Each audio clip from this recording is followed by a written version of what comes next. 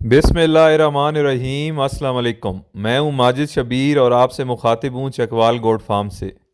आज की वीडियो का टाइटल सब्जेक्ट पढ़ के आप लोगों को हैरानगी हुई होगी, बट बिलीव मी, अगर हम जागे नहीं तो मारे जाएंगे। शायद दुनिया में ऐसा हो रहा है या नहीं, मगर हमारे मुल्क में हर रोज़ हर इंसान स्लो पॉइजन, धीमा जहर खा रहा है या उसे खिलाया जा रहा है। हालात और मसले मसाइल को लेकर हमारी अप्रोच कबूतर जैसी है कि आंखें बंद करने से मुसीबत टल जाएगी, मगर ऐसा हो नहीं रहा। हम तकलीफ़ में भी हैं, हम बीमार भी हैं और हम मर भी रहे हैं, बट इसके बावजूद अपनी आंख खोलने को तैयार नहीं। हम अपने साथ साथ अपनी आने वाली नस्लों को भी जहर और बीमारियां दे रहे हैं। पहले लोगों को बच्चों के स्कूल, कॉलेज और स्पोर्ट्स क्लब में एडमिशन की फ़िक्र रहती थी, और आज के दौर में हस्पतालों में एडमिशन की फ़िक्र है। बीमारियां इतनी हैं कि लोग मेडिकल इंश्योरेंस और हेल्थ कार्ड के चक्कर में पड़े हुए हैं। अब आ जाएं असल मसले की तरफ कि हम लोग रोज़ाना किस तरह से ये जहर स्लो पॉइज़न खा रहे हैं।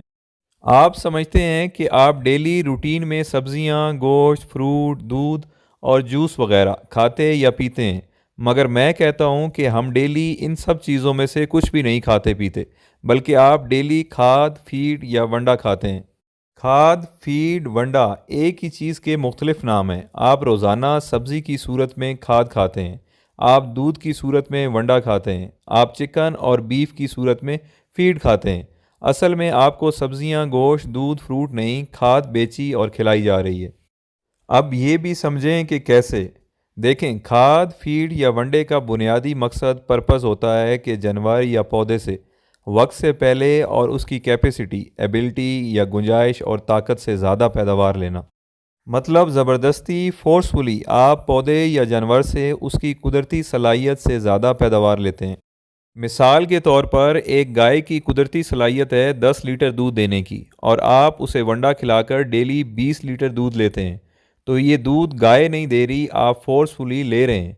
और ये दूध नहीं बल्कि वंडा अपनी शक्ल तब्दील करके दूध की सूरत में बाहर आ रहा है। जिनके पास जानवर हैं वो इस बात की शहादत देंगे कि अगर एक दिन गाय को वंडा ना डालें तो वो 20 की बजाय 10 लीटर भी मुश्किल से देगी। तो सवाल ये पैदा होता है कि बाकी 10 लीटर किधर गया। असल में वो 10 लीटर वंडा था जो आपने नहीं डाला। और बिल्कुल इसी तरह कचड़ा बछड़ा फार्मिंग में बीफ की सूरत में हम फीड खा रहे हैं। अब आ जाएं अंडे और मुर्गी की तरफ। पोल्ट्री फार्म वाले इस बात की तस्दीक करेंगे कि एक चूज़ा आम नॉर्मल खुराक पर जवान होकर 7 से 8 महीने की उम्र में अंडे देना स्टार्ट करता है, मगर फीड पर वही चूज़ा 3 से 3.5 महीने में अंडे देना स्टार्ट कर देता है। फीड पर मुर्गी डेली अंडा मिस भी नहीं करती और उस अंडे का साइज़ भी बड़ा होता है। और गोश्त वाली मुर्गी जो आम खुराक पर साल में बड़ी मुश्किल से 1 से 1.5 किलो की होती है, वही मुर्गी फीड पर 45 दिन में 2 से 2.5 किलो की हो जाती है। सो ये गोश्त और अंडे मुर्गी नहीं दे रही, फीड ने अपनी शक्ल अंडे और गोश्त में तब्दील कर ली है। वो फ्रूट और सब्जियां जिनकी प्रोडक्शन पैदावार 10 किलो की थी, वो खाद डालने की वजह से 30 से 40 किलो दे रही हैं, और अपने सीज़न मौसम से हट कर दे रही हैं।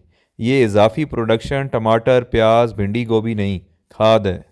क्योंकि इन जानवरों और पौधों की नेचुरल कैपेसिटी ही नहीं इतनी कम टाइम में इतनी ज़्यादा प्रोडक्शन देना, तो फिर इनसे हासिल होने वाला दूध, गोश्त, सब्ज़ी या फ्रूट नेचुरल कैसे हो सकता है। हम लोगों में शुगर, ब्लड प्रेशर, कैंसर और तरह तरह की बीमारियों का बायस यही खाद, फीड और वंडा है, और यही जानवरों में भी बीमारियों का बायस बन रहा है।